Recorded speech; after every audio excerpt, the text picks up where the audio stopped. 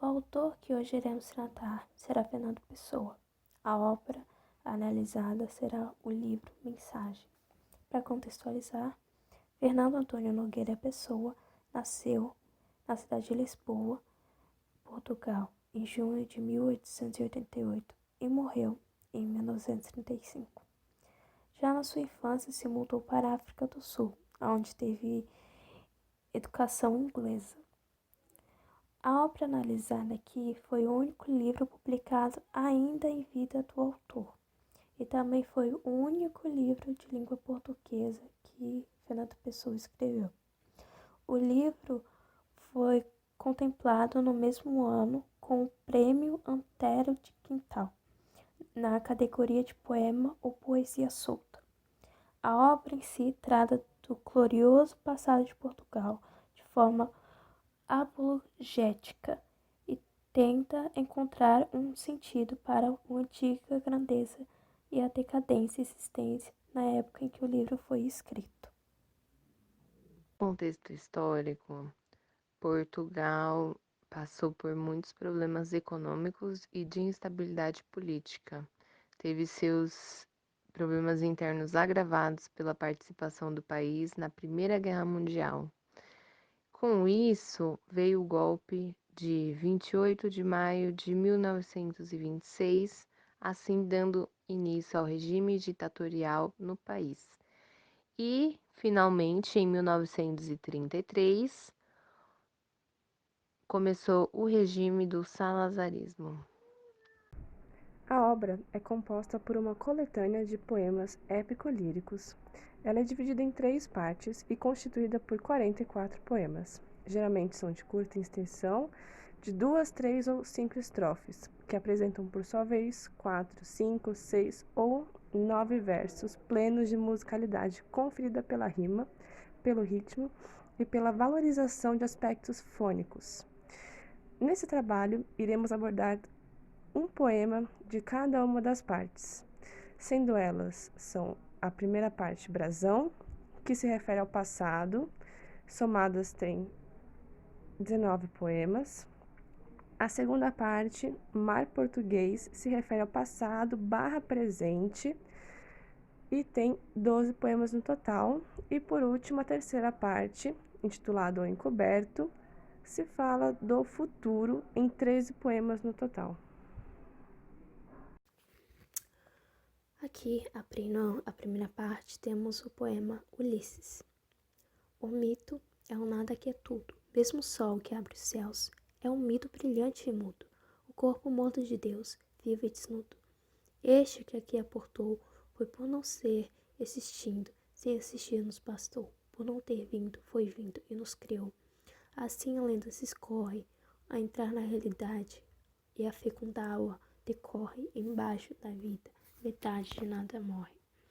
Esse poema é dividido em 3 estrofes, formado por quintilhas de versos de 7 a 4 sílabas e um esquema predominante de rimas cruzadas. O tema principal do poema em si é o mito de Ulisses, que é um herói grego renomado que em dado momento acaba aportando em um lugar que logo seria o Império Português, que ele mesmo acaba construindo. Por ser feito por um herói renomado de altos feitos históricos, o Império acaba sendo conhecido como Império Abençoado, que, no caso, acaba acarretando a constituição de uma fé. Esse mito de Ulisses acaba, em dado momento, sendo muito importante para Portugal, que na época se encontrava em uma grande crise política intensa, que acabou acarretando em uma população pessimista, sem perspectiva de futuro. O que fez Fernando Pessoa ficar frustrado com os acontecimentos naquela época histórica, que o fez buscar formas de resgatar a honra e o patriotismo de Portugal. Assim, ele trouxe uma grandeza dos fatos heróicos praticados pelo homem à tona, e que assim é representado bem na sua obra, das 3 partes escritas, mais especificamente na primeira parte Brasão, que é dedicada principalmente a heróis lendários e os seus feitos históricos. A segunda parte do livro é intitulada Mar Português e é formada por 12 poemas que apresentam as grandes conquistas e as etapas das navegações marítimas de Portugal, que levaram o país a ter um lugar de destaque no cenário mundial durante os séculos XV e XVI. O 10º poema dessa segunda parte possui o nome também de Mar Português e traz em seus versos não só a representação do mar como se fosse de Portugal, pertencente a Portugal, representando a demarcação de territórios, mas também remete às dificuldades psicológicas e físicas pelas quais não só os portugueses sofreram diante das expansões territoriais. O descobrimento de novas terras para Portugal trouxe muito sofrimento para povos colonizados, escravizados que tiveram as suas terras devastadas, e isso trouxe muitas lágrimas para o mar português. Nesses versos, Deus ao mar o perigo e o abismo deu, mas nele é que espelhou o céu, Deus é colocado como aquele que realiza sonhos e desejos, é colocado como uma figura transcendental, superior, que tem o poder de proporcionar ao homem o sossego de viver o que lhe foi destinado. Mas antes de chegar ao propósito, todos os seres humanos, todos os povos passam por experiências dolorosas de medo, de lágrima, mas que espelharão o céu mais para frente, que seria o paraíso. Então a gente pode ver claramente referências religiosas que deixam claro que para alcançar a verdade, a plenitude ou até mesmo a imortalidade é necessário antes o sofrimento, as lágrimas e as tragédias. Então, como esse é o destino que é acreditado para o povo português, todas as palavras mar, destino, grandeza, tragédia, sofrimento são intimamente associados. E chegamos à terceira parte do livro, intitulada O Encoberto. O poema é, primeiro, Dom Sebastião. Esperai, cai no areal e na hora diversa, que Deus concede aos seus, para o intervalo em que esteja a alma imersa em sonhos que são Deus. Que importa o areal e a morte e a desventura, se com Deus me guardei?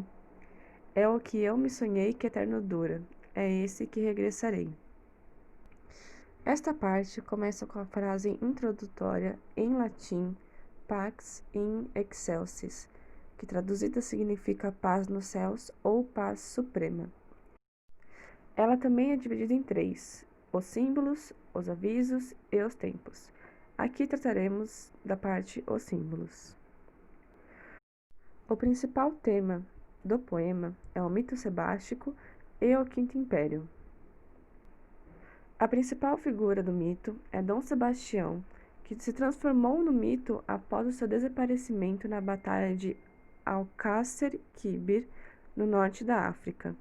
A sua morte abriu as portas à crise dinástica que vai colocar os seis de Espanha no trono português.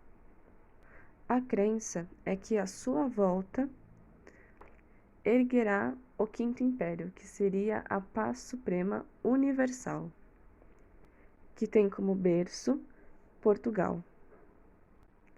A esperança é que Dom Sebastião um dia regressará numa manhã de nevoeiro, por isso é introduzido como o encoberto, para salvar o país de todos os seus problemas.